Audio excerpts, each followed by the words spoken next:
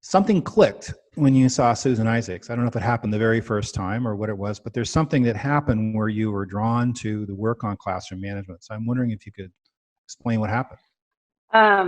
Well, to be totally honest, when you first brought it in, of course, with Susan, and I loved Susan from the very beginning, because how can you not? Anybody who's ever met her.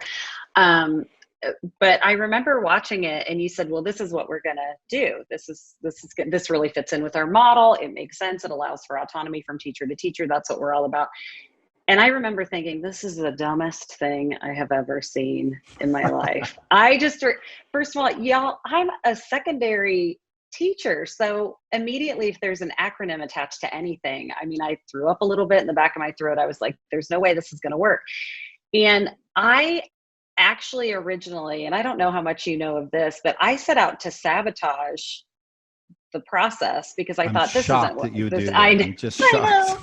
No one who works with me is shocked by this at all. But I said, this is not going to work. And I remember I went in with a teacher who'd already decided she was quitting. She was a first-year teacher. She said, I don't think education is for me. It's not going to work. And I thought, great, let's try this stuff. Then you'll quit, and I'll go back and I'll go, see, I told you this didn't work.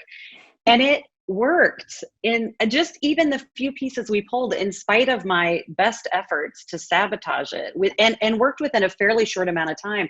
And I thought, there must be something to this behavior stuff, because up until then, I would have always said, if you're good at teaching academics, classroom management is kind of a natural thing that happens, even after being a classroom teacher myself. And to find out that, no, it's a chicken or an egg situation. You really have to address both concurrently. They certainly inform and impact each other. But I just became an absolutely rabid believer. And then, of course, that was a new thing that I was like a dog with a bone, just demanding that people do.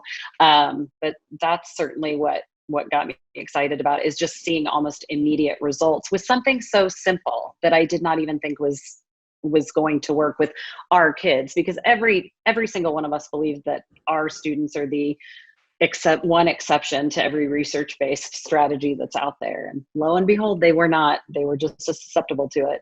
That's what you hear when you show a video of a lesson. It's like, well, that's great, but that's not our kids. Right. So that's why if you can get video of your own kids, it's great.